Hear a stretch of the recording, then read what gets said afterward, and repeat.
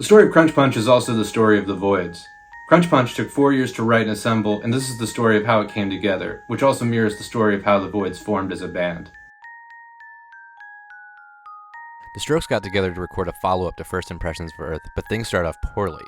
Casablancas felt that the other members were carelessly playing through his songs with little interest. Coupled with this, Albert Hammond Jr. and Nikolai Fraiture had written songs for their solo and side projects, so Casablancas felt that if they weren't interested in his songs, they might at least bring in their own. When they didn't, he concluded it wasn't the time for a Strokes album. Casablancas pivoted and made a solo album, Phrases for the Young, but he ended up disappointed in it for two main reasons. One, it didn't satisfy his desire for collaborating with other musicians, and two, to avoid the album being dismissed as a vanity project, he wasn't as experimental as he would have liked.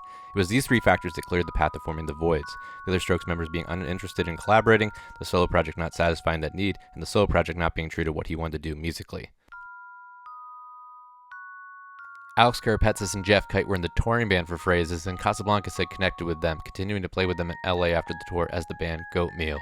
Started actually with Alex and Jeff, so those are the first ideas, you know. And the first few things when we just kind of were playing around, some magic happened and started, and that was kind of the beginning of the journey. That was like 4 years ago. Punch Punch. The riff was something that I played. I was playing with Alex, the drummer, and Jeff keys, I believe. Yeah. And I was playing the guitar, and we were in the studio, just kind of playing with some ideas. And yeah, I had the melody and the chords. Casablancas brought the riff, melody, and chords of the verse to a jam session with Karapetsis and Kite in 2010, where they worked on It, Nintendo Blood, and Johann van Bronx. What's interesting here is that Julian Casablancas refers to chords, suggesting he was thinking about it harmonically. The first chord would have to be a B-flat major chord, which would allow the A natural and the G natural, but the second chord would have to be an A-flat 7 chord, which would allow the A-flat and the G-flat to work smoothly. What this is a bluesy modal interchange, where the B-flat is a tonic chord and the A-flat 7 chord is a flat 7 dominant chord. It's common in jazz standards as well as rock tunes.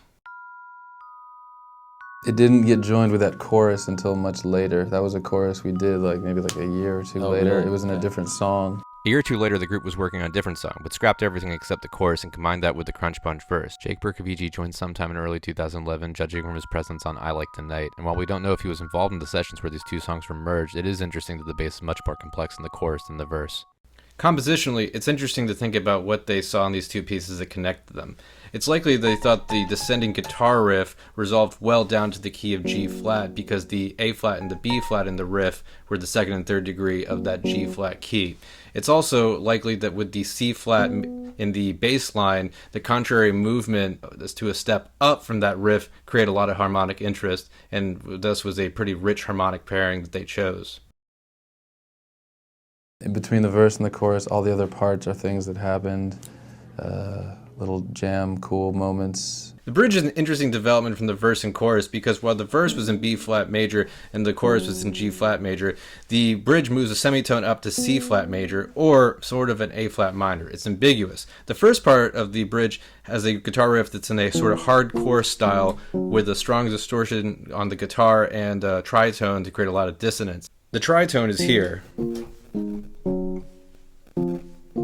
The second part, though, is more classical in nature with a interesting chord progression that moves to a modulation to D flat major.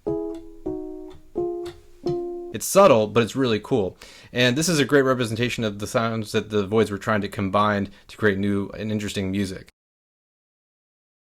And the solo was kind of how I did a lot of stroke solos. I guess I wrote it with JP. And then kind of brought it and worked it out with Amir and Jeremy, with the guitarists. Guitar solo written by Casablancas likely wasn't written until 2013 because Casablancas said he wrote it with JP Bowerstock and then brought it and worked it out with Beardo and Amir, suggesting they were already in the band by the time he wrote it. One of the most distinctive parts of the guitar solo is at the beginning and the end where the two guitar parts combine to create interesting intervals. Amir's part is panned right and he plays mainly ascending perfect fourths, whereas Beardo is panned left and he plays a pattern of tritone and perfect fourth. Made his live premiere at the 12th show at the Roxy in Hollywood April 10, 2014. It was played in the next 4 shows and dropped for the next 3 shows before returning to the consistent lineup with the occasional omission. It was on the set list for the first 8 shows in the bVII tour and then played intermittently. It hasn't been played since the third from last show of the bVII tour in 2018.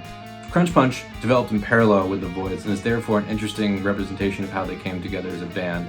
Beginning as a trio of Casablancas, Karapetsis, and Kite, they jammed on angular riffs before they were joined by bVII, who allowed them to explore interesting counter melodies. They were then joined by Amir and Beardo, who allowed Casablancas to write to his two-guitar signature sound. It might not be their favorite song to perform live, but for fans, it's a great representation of how they came together.